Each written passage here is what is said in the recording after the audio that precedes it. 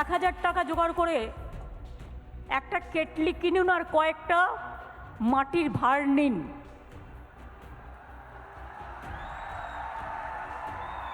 সাথে কিছু বিস্কুট নিন, আস্তে আস্তে বাড়বে।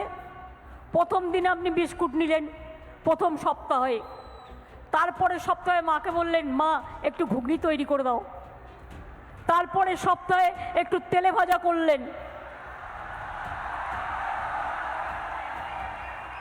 একটা টুল আর একটা টেবিল নিয়ে বসলেন। এই তো পুজো আসছে সামনে, দেখবেন লোককে দিয়ে কুলোতে পারবেন না, আজকাল এত বিক্রি আছে। কচুরি পানা,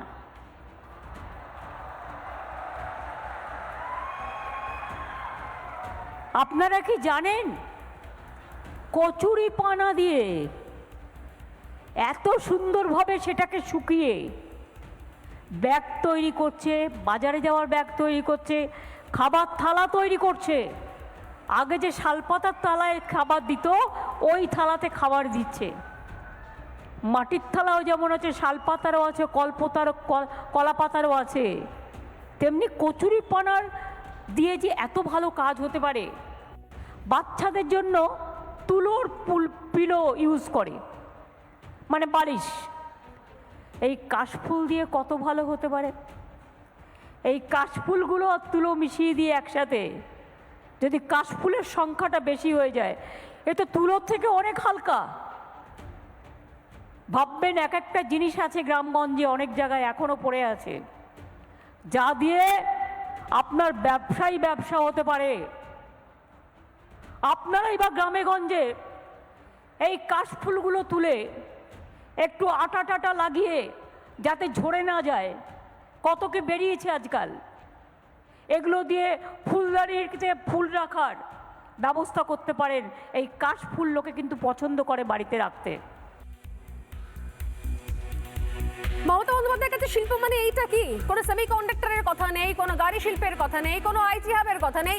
যখনই মমতা বন্দ্যোপাধ্যায় শিল্পের কথা বলেছেন তখনই হয় কচুরি পানার থালা, না হয় কাশফুলের বালিশ, না হয় এক কেটলি। যে কেটলি নিয়ে তো বসে আছি আমি, কাশফুলের বালিশ আমি পাইনি, কেটলি নিয়ে বসে আছি। মাঝে মধ্যে মেলা হলে কাশফুলের বালিশ টালিশ অনেকে নিয়ে আসে, অনেক সময় অনেকে নিয়ে আসেন।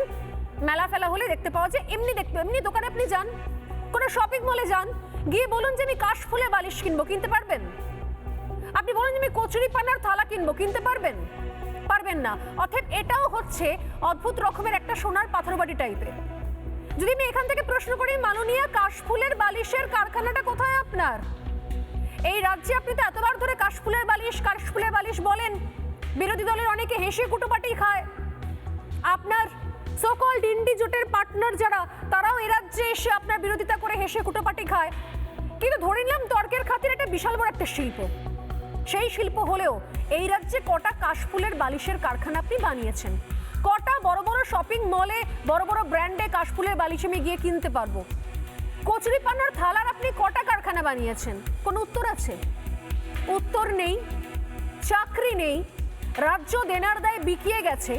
আর এই মুহূর্তে নতুন করে চলছে শিল্প বাণিজ্য সম্মেলন। নানা ধরনের কন্টেন্ট দেখার জন্য লাইক করুন, শেয়ার করুন আমাদের ফেসবুক পেজ, সাবস্ক্রাইব করুন আমাদের ইউটিউব চ্যানেল। পাশাপাশি অন্যান্য ব্রেকিং নিউজের জন্য অবশ্যই চোখ রাখুন রিপাবলিক বাংলায়।